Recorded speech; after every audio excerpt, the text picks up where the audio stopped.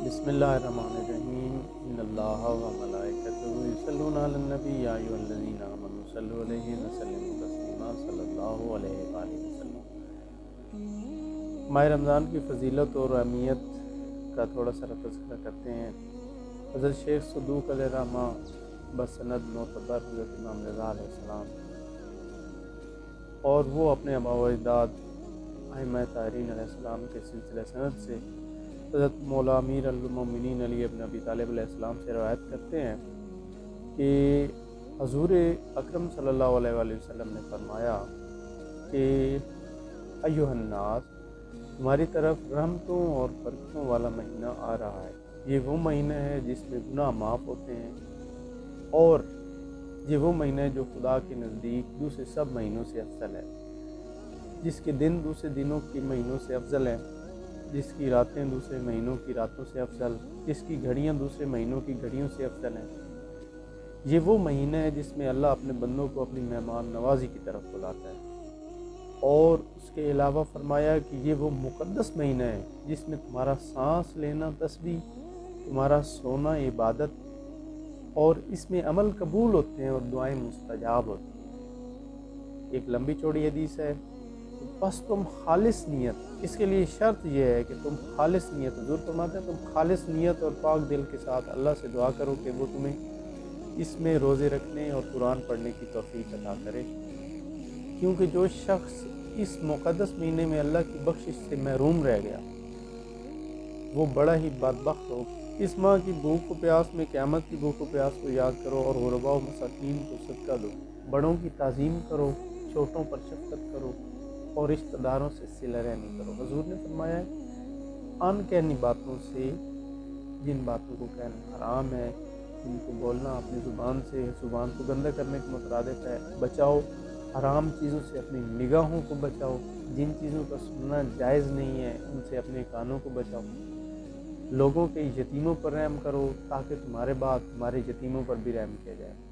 اپنے گناہوں سے توبہ کرو، نمازوں کے بعد ہاتھ اٹھا کر اللہ سے گڑ گڑا کر دعا مانگو۔ یہ بہترین وقت ہے جس میں اللہ اپنے بندوں پر نظر رحمت کرتا ہے۔ اللہ نے اپنی عزت و جلالت کی قسم کھائی ہے کہ وہ اس مہینے میں نمازیں پڑھنے اور سجدے کرنے والوں کو عذاب نہیں کرے گا، اور قیامت کے دن ان کو آتش دوزخ سے نہیں ڈرائے گا۔ حضور فرماتے ہیں ایھا الناس، جو شخص اس مقدس مہینہ میں کسی مومن کا روزہ افطار کروائے تو اسے گناہوں کی بخشش اور ایک غلام آزاد کرانے کا ثواب ملتا ہے۔ اس پر کسی نے عرض کیا ہم میں سے ہر شخص روزہ افطار کرنے کی حاجت نہیں رکھتا؟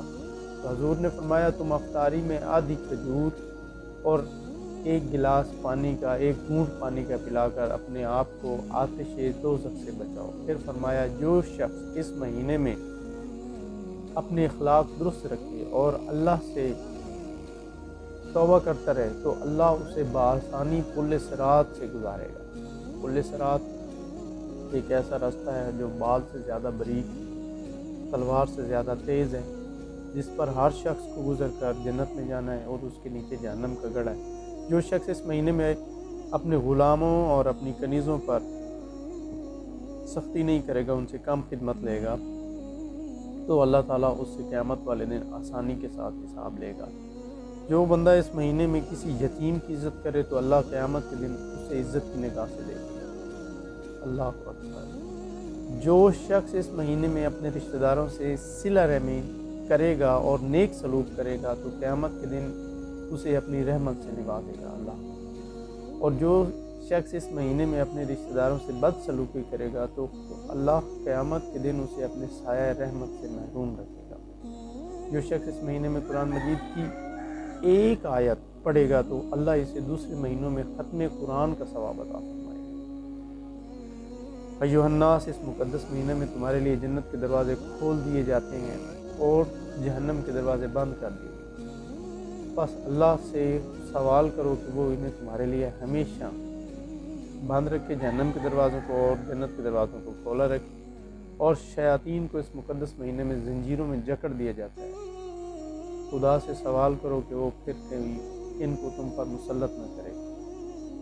یہ لمبی چوڑی کی روایت ہے، امالی اور المصباح میں درج ہے، اگر آپ وہاں سے اس کو مطالعہ کریں۔